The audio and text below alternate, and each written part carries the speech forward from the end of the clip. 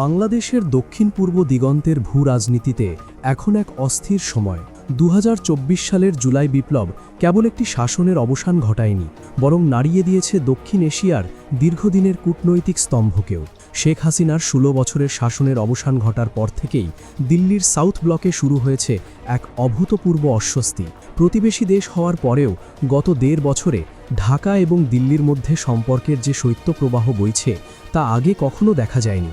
কিন্তু কেন 12ই ফেব্রুয়ারির এই নির্বাচনকে ঘিরে ভারতের এতটা উদ্বেগ? আজ আমরা এর গভীরে যাওয়ার চেষ্টা করব। হাসিনা সরকারের শাসনামলে ভারত যেভাবে একটি স্বাচ্ছন্দ্যের বৃত্তে ছিল, 24-এর গণ আন্দোলনের ধাক্কায় তা নিমিষেই ধূলিসাৎ হয়ে গেছে। আগে ভারত যেখানে বাংলাদেশের রাজনীতিতে ছিল এক অঘোষিত নিয়ন্ত্রক, আজ সেখানে তারা এক কৌতূহলী এবং কিছুটা ভীত পর্যবেক্ষক। ভিসা ইস্যু থেকে শুরু করে দ্বিপাক্ষিক বাণিজ্যে ভারতের হাত গুটিয়ে নেওয়া, সবই সেই রাজনৈতিক ধাক্কারই বহিঃপ্রকাশ। দিল্লি বুঝতে পেরেছে তাদের গত 16 বছরের রাজনৈতিক ইনভেস্টমেন্ট এখন চরম ঝুঁকির মুখে। বিবিসি বাংলার এক সাম্প্রতিক প্রতিবেদনে উঠে এসেছে চাঞ্চল্যকর কিছু তথ্য। বিশ্লেষকরা বলছেন, এই নির্বাচনে ভারত কেন এতটা আগ্রহী তার পেছনে রয়েছে বড় 3টি কারণ। প্রথমত, গত 16 বছরে এটিই হতে যাচ্ছে প্রথম নির্বাচন যেখানে আওয়ামী লীগের কোনো ছায়াও নেই। দিল্লি দীর্ঘ সময় ধরে অভ্যস্ত ছিল এমন এক সরকারের সাথে যারা ভারতের প্রতিটি উদ্বেগকে প্রাধান্য দিত।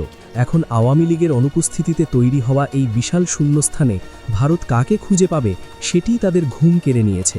দিল্লির পর্যবেক্ষকদের নজর এখন বিএনপির দিকে। বেগম খালেদা জিয়ার প্রয়াণে ভারতের আনুষ্ঠানিক শোকবার্তা ছিল মূলত বিএনপির সাথে বরফ গলানোর এক ইঙ্গিত। তারেক রহমানের নেতৃত্বে বিএনপি এককভাবে সরকার গড়তে পারবে কিনা তা নিয়ে দিল্লি এখনও নিশ্চিত নয়। তবে সবচেয়ে বড় দুশ্চিন্তার জায়গাটি হল জামায়াতে ইসলামী। 2001 থেকে 2006 সালের তিক্ত অভিজ্ঞতা দিল্লির নীতি নির্ধারকদের স্মৃতিতে আজও দগদগে। জামায়াত যদি নতুন সরকারের অংশীদার হয়, তবে দিল্লির নিরাপত্তা কৌশল এবং ভারতের উত্তর পূর্বাঞ্চলীয় রাজ্যগুলো 7 সিস্টার্স এর স্থিতিশীলতা নিয়ে তারা বড় ধরনের হুমকিতে পড়ার আশঙ্কা করছে। তবে ইতিহাসের চাকা ভিন্ন দিকেও ঘুরতে পারে।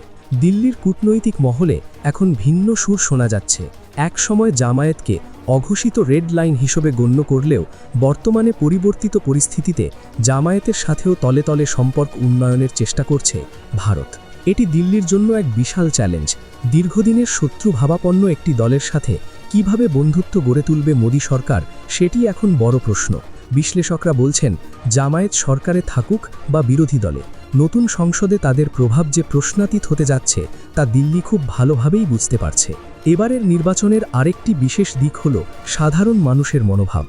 24-এর আন্দোলনে ভারত বিরোধী স্লোগানের যে তীব্রতা দেখা গেছে তা আগে কখনো দেখা যায়নি। এই ভারত বিরোধী জনমতের কারণেই দিল্লি এবার প্রকাশ্যে কোনো পক্ষ নিতে সাহস পাচ্ছে না। আওয়ামী লীগকে নির্বাচনের বাইরে রাখা সত্ত্বেও ভারত এবার বড় কোনো প্রতিবাদ করেনি, যা থেকে বোঝা যায় ভারত এখন চরম এক ওয়েট অ্যান্ড ওয়াচ পলিসিতে হয়েছে।